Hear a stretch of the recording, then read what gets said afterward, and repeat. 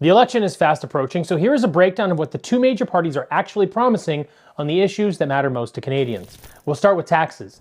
Liberals want to shave 1% off the lowest tax bracket. This will save a family $825.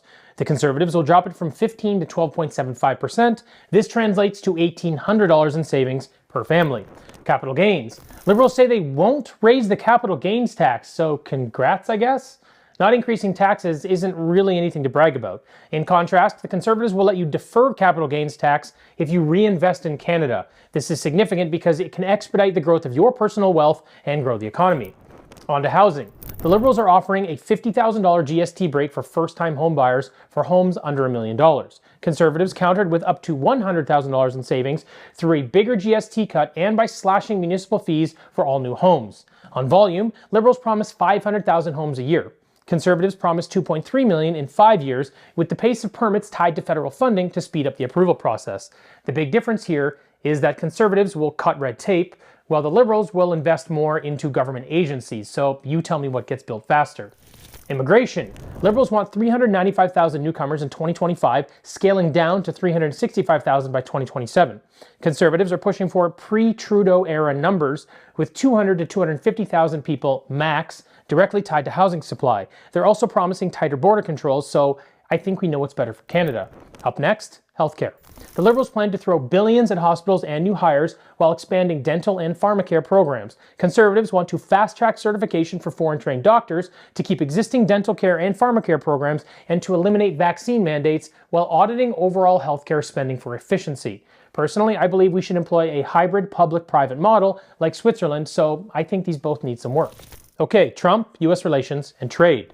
The Liberals want to use tariffs until the US respects us, and will start by spending $2 billion taxpayer dollars to bolster the auto sector. Conservatives propose renegotiating the USMCA free trade agreement, applying targeted tariffs, and taking a Canada-first approach to end our dependency on America. But the truth here is, we have no good short-term solution to Trump's tariffs because the Liberals have totally kneecapped our economy over the last 10 years.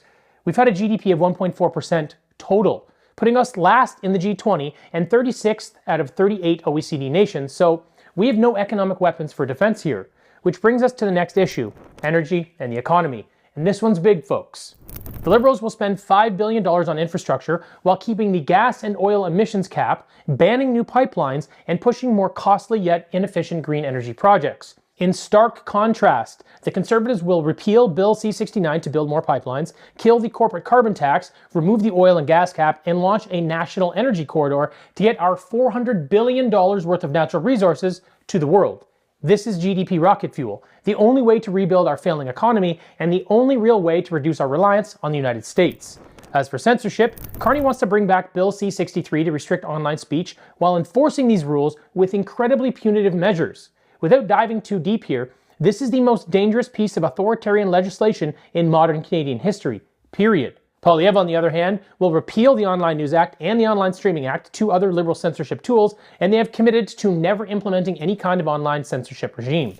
As for spending, the Liberals plan to drop $130 billion more, increasing our debt by another $225 billion, while Conservatives have promised to save us tens of billions. So choose wisely, my friends. The future of Canada depends on it.